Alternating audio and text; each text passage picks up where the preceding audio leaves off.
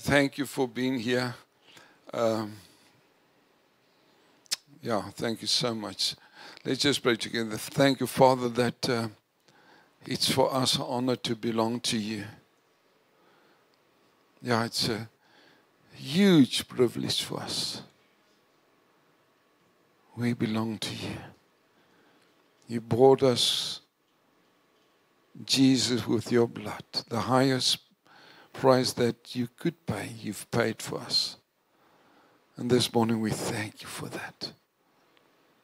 Holy Spirit, thank you that you'll speak, open up the word for us, speak to us, and lead us this morning again. That's our prayer, Father, in the name of Jesus Christ. Amen. Amen. I want to start again by going back. God spoke to us concerning that He's with us. Remember, God's with us. He is in us, and we are baptized in Him. Baptized, and the purpose of it with us, that's for salvation. The Holy Spirit is with every human being, telling him you need a Savior, Jesus Christ. Number 2 is in us. That's when we got born again. The Holy Spirit dwells inside of us. But that was not good enough for the disciples. Jesus told them, listen, go to Jerusalem and wait. And they've waited for 10 days. After 10 days, they were baptized with the Holy Spirit. And the purpose of the baptism of the Holy Spirit is power.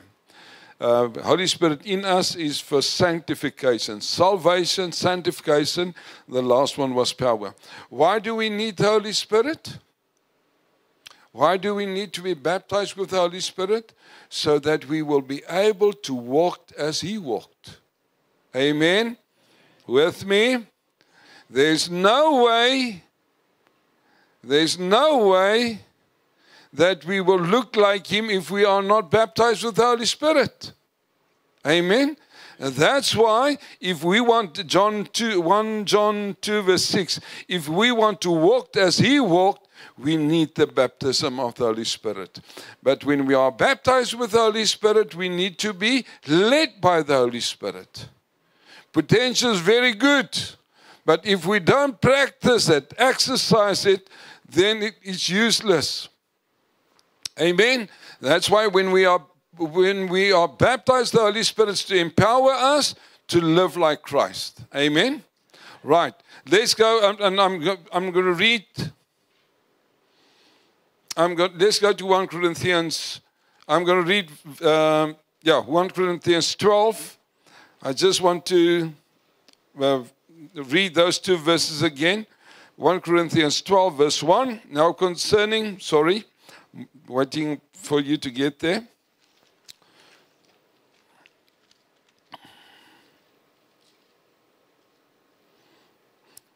(1 Corinthians 12 verse 1).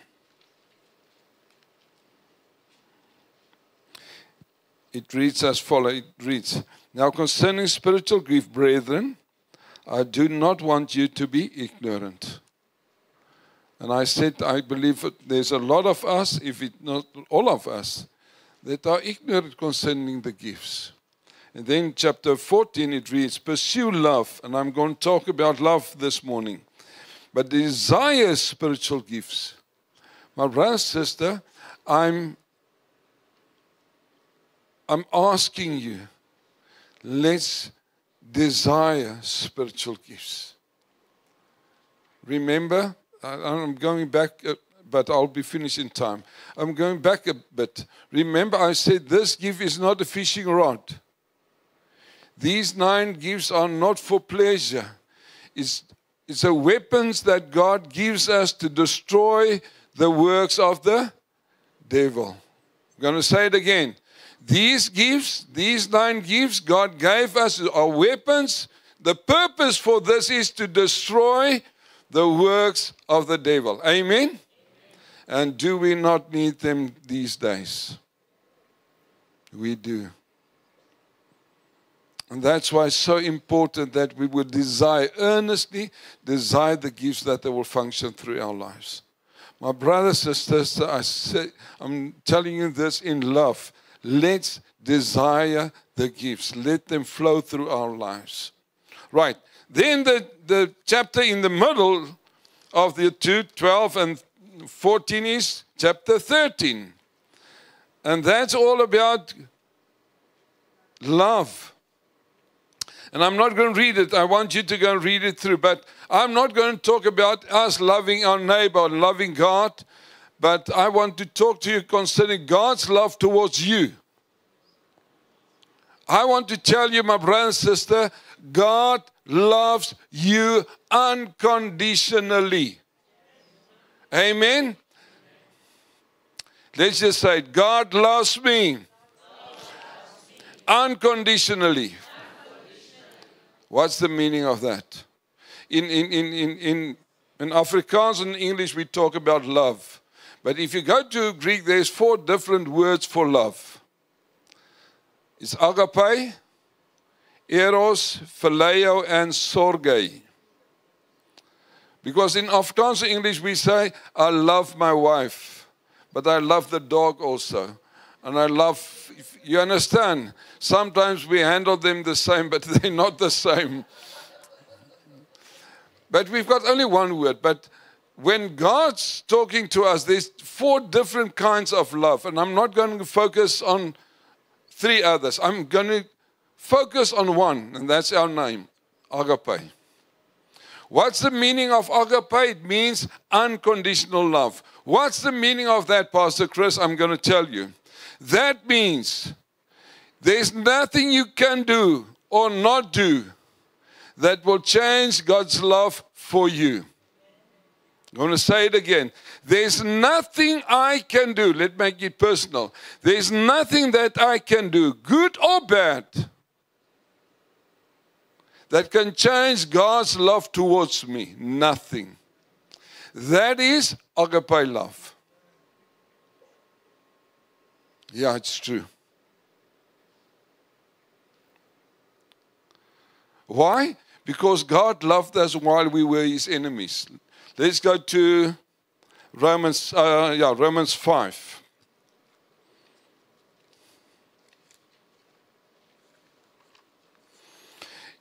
And if we don't understand this, that's why we battle sometimes to have the freedom to go to God. Before I'm going to read there, you will find people, they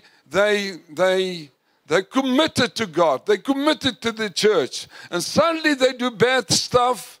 And then they stay away from church. Don't read the Bible. Don't visit Christian friends. Why? Because they feel unworthy. God's not loving me. God is not for me. He changed His love towards me. And that's not true. God's love for you is unconditional.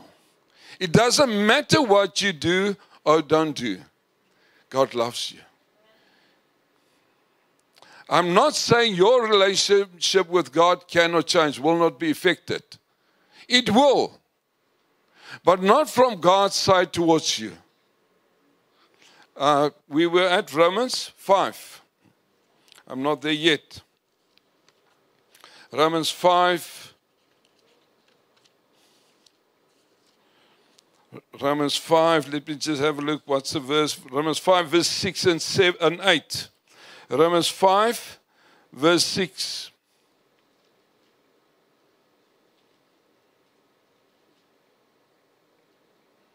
It reads as follows. For when we were still without strength, in due time Christ died for the ungodly. That was me and you.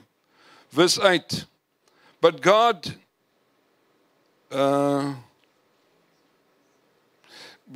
demonstrated His own love towards us in that while we were still sinners, Christ died for us. My brother and sister, we were God's enemy. We were dead in our sins and trespasses. And God loved us so much that He sent Jesus Christ.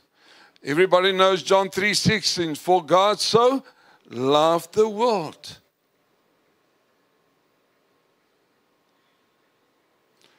I want to say this again to you, my brother and sister. God loves you. And nobody, nothing can change that. And He showed this to us by sending His Son, Jesus Christ. Let's go to 1 John. Back of the Bible, 1 John 4.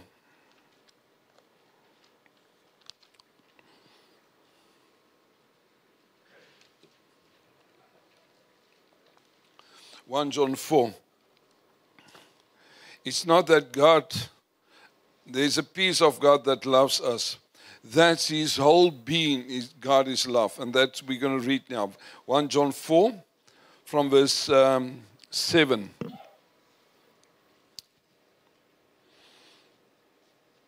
John 4 verse 7. It starts just with the word, beloved. Let us love one another, for love is of God. And everyone who loves is born of God and knows God. If we love people, and if we love God, we know God. But if we don't love, God's saying, but you don't know me. Amen. Let's go on. Verse 8. He who does not love does not know God. For God is love. My brother and sister, and the only way to experience God is to spend time with Him, to know Him. Amen. Time. If you want to know somebody, spend time with that person. Amen.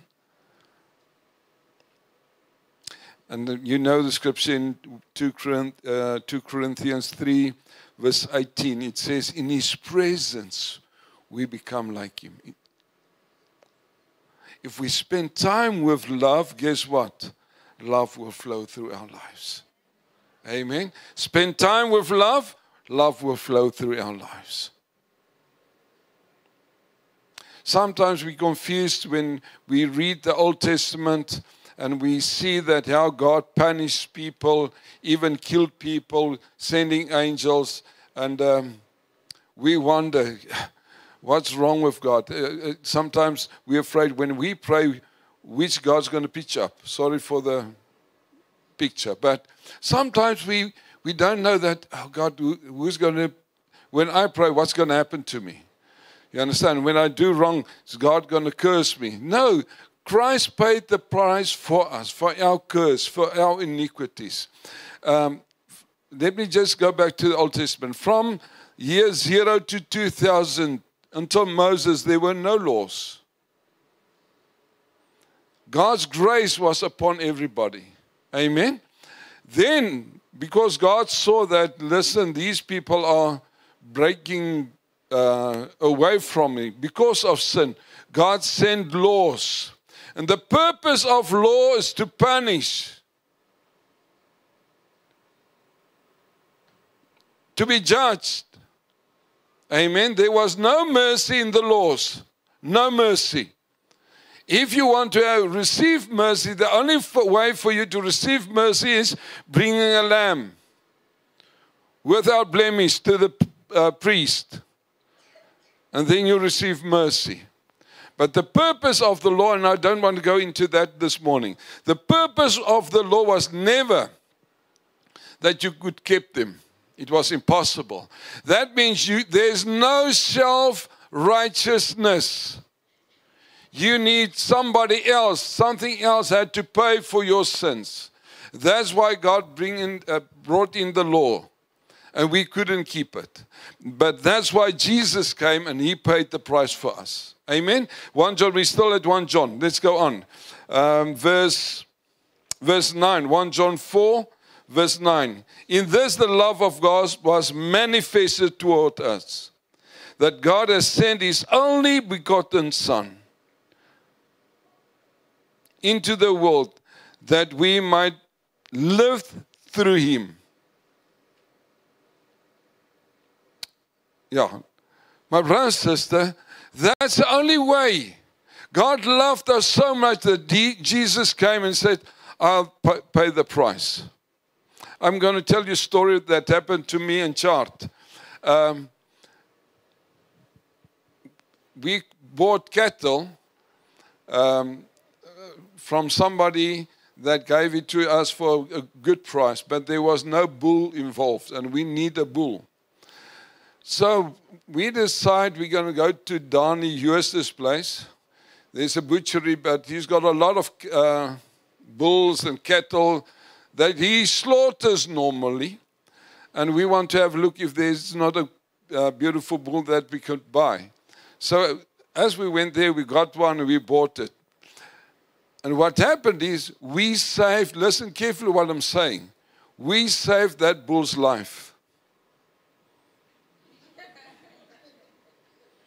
We saved his life because now he's got a lot of women. Instead of being steak on my plate, he's enjoying life that side. Do you hear what I'm saying? And that's exactly what happened to us. Amen? Our destiny was death, hell. And Jesus said, that one's mine. That one's mine. That one's mine. I'll pay the price for them. Amen? And he did it, why? Because he loves us. My brother says, I can't tell you the love of God. I cannot explain it actually to you. You need to spend time with him because he is love. And the more time you spend with him, the more you will experience his deep love for you. And that's my desire. My brother and sister, let's move back to our first love again. Let's spend time with love. Because in his presence, he will transform us. Metanoia, Pastor Peter. Metanoia, that's a word that, who used the word that thing? Daryl. Metanoia, to be transformed. When we spend time with God, that's where he transforms us to become more like him. Amen. He loved us so much that he paid the full price to save us. So that, listen carefully what I'm going to say, to save us so that one day we will become his bride. Amen. He paid the price. Sorry for the example I'm going to give you.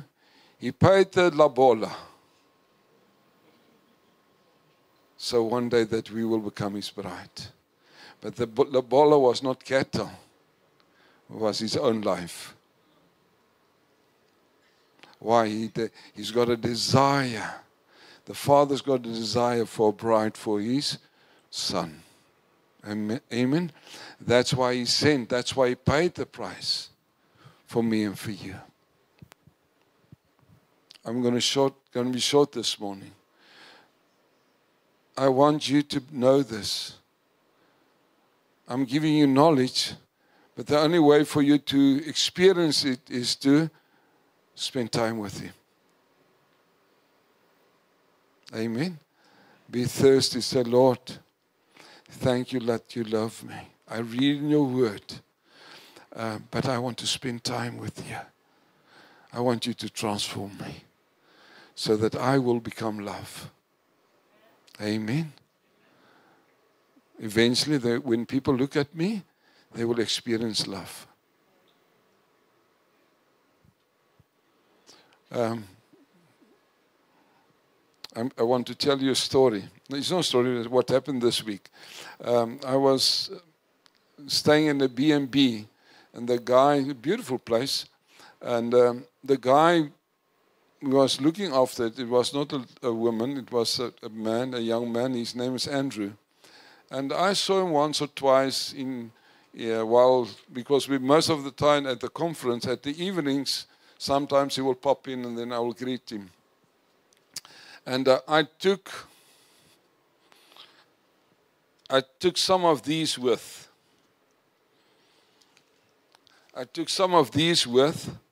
And at toll gates, guess what? When I give them money, when they give me the change, I said, here's good news for you. Right, and I went to that place where I stayed, and I put three newspapers there, and the last day. And I went to a conference, but I forgot to remove the key of my room because I locked my room. I forgot to give that key back to the guy. So I drove back, and as I arrived there, he was there, and he opened the gate because I did not have a remote. He opened the door the gate for me. I went in and said, sorry, I forgot the key, and I'm bringing it back. That's amazing. He said, did you put the newspapers there? I said, yes, I've put the newspapers there. He said to me, I knew you will come back with the key. It's amazing. I didn't say a word, but he could sense, and he said, I can see you're an honest man. My brother is not saying a word. I'm not bragging. I'm just telling you the fact that as we live Christ-like, people will see Christ in our lives. We need to be light. We need to be salt. And that's why God equipped us with the Holy Spirit. We need to become love. Right, the last thing I want to share. God loves you unconditionally. God loves you. It doesn't matter what you do. I did say, remember, I'm not saying you can affect your love towards Him. If we allow Satan to work in our lives, if we do bad stuff, it will affect your love towards God. Amen? I can tell you, when I gossip concerning charity, I did not. But for instance, if I gossip bad things concerning charity, even if she doesn't know it, there's something in my heart towards her. It's true. And that's why, don't do bad stuff. Don't sin. Because if you do sin, you're opening up your life towards Satan. And he's like a fly. You know a fly? He's like a fly. Not the small ones, the green or blue ones. He will come back. He will come back. He will come back. Eventually he will lay eggs and there will be worms. Don't open up a door. That's why, my brothers and sisters, don't open up a door for Satan. Our action will tell God the Father we love Him. Right. What kind of actions? We will spend time. We will spend time with Him, number one. Number two, we will obey. We will obey the word. My brother and sister, if my wife said, do you love me? I say, yeah. Then my actions must show her that I love her. Love is not a feeling, it's an act of your will. That's the definition of love. Love is not a feeling, it's an act of your will. If I tell my wife I love her, gwah! My action shows her I don't love her. Our actions will show that we love God by obeying God. Amen? We're going to read, let's read only one scripture in John 14. John 14, verse 15.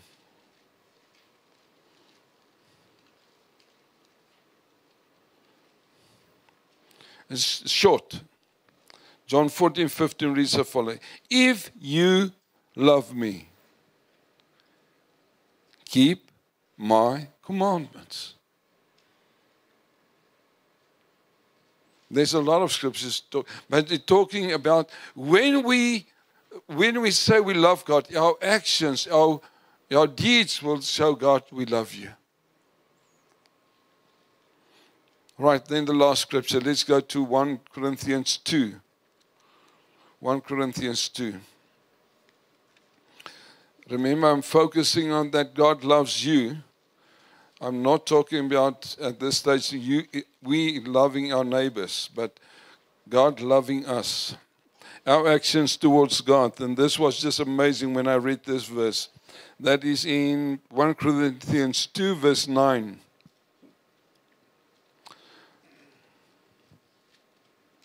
1 Corinthians 2 verse 9, it reads as follows. But as it is written, eye has not seen, nor ear heard, nor have entered into the heart of men the things which God has prepared for those who love Him. Amen.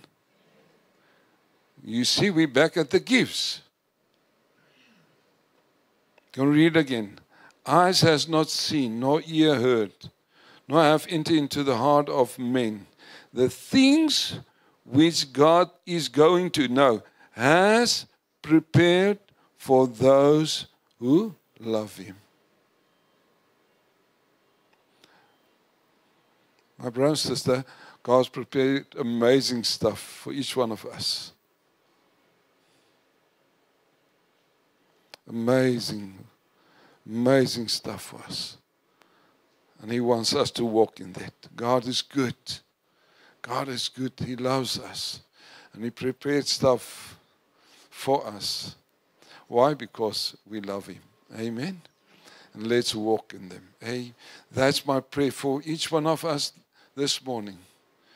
Father, we will earnestly desire your gifts, that they will flow through our lives, so that we will be walking as you walked on earth. And that's why Holy Spirit, lead us. Open up these things that we don't know, don't understand. Open them up for us, so that we will reveal your kingdom. Sorry, last scripture, Matthew 5. Matthew 5. Sure. Amazing scripture. Matthew 5. Verse. Let me just find it.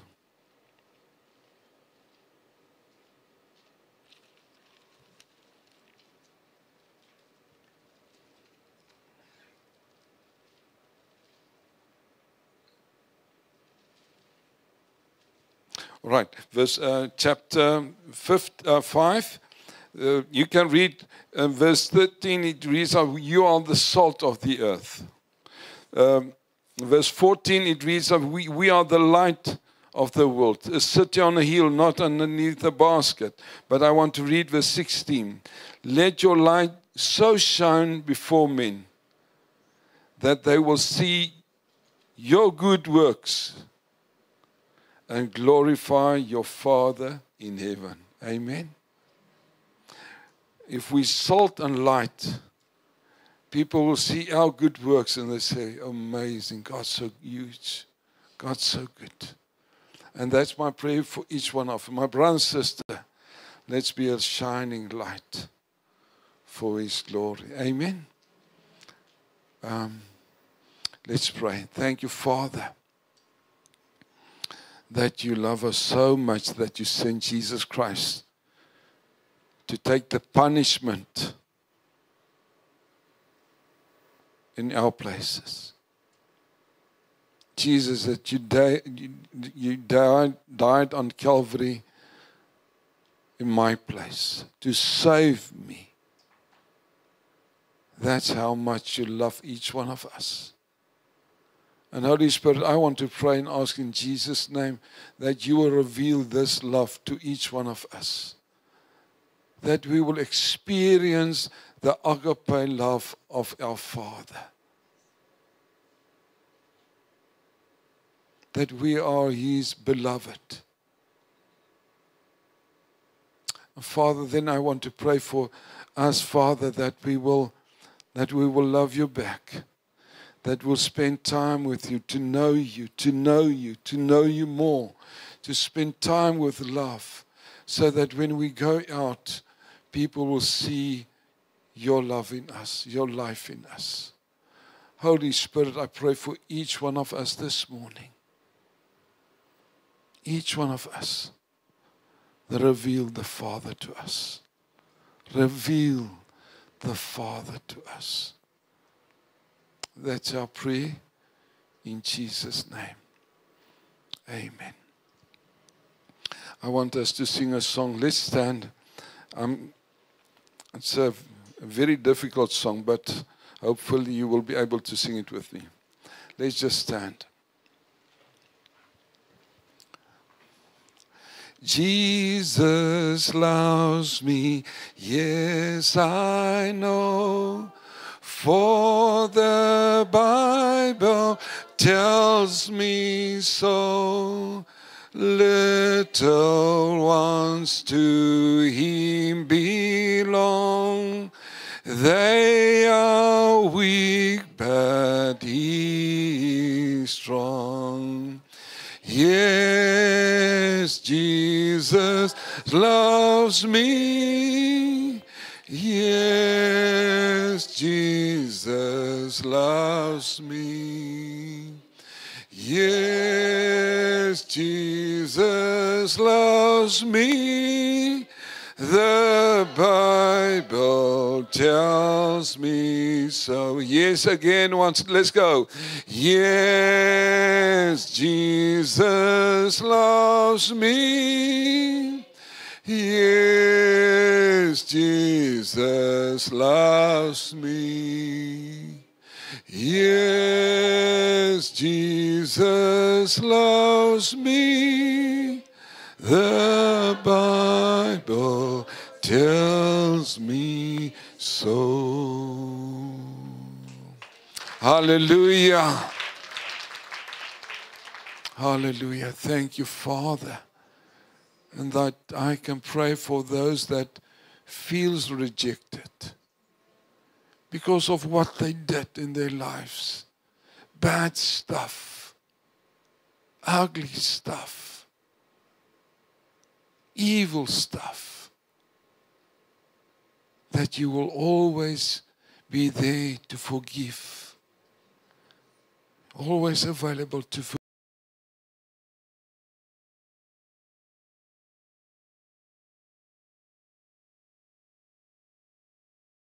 Love them. And you care for each one of us. Thank you, Father. Thank you for your love.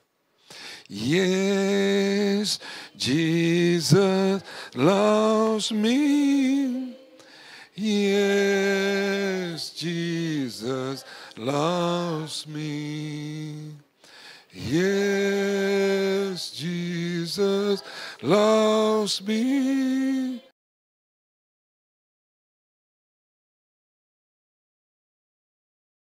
Oh, thank you, Father. Thank you, Father. Father, I want to pray that we will go out and love. That we will be love to people around us. In Jesus' name we pray and ask. Amen.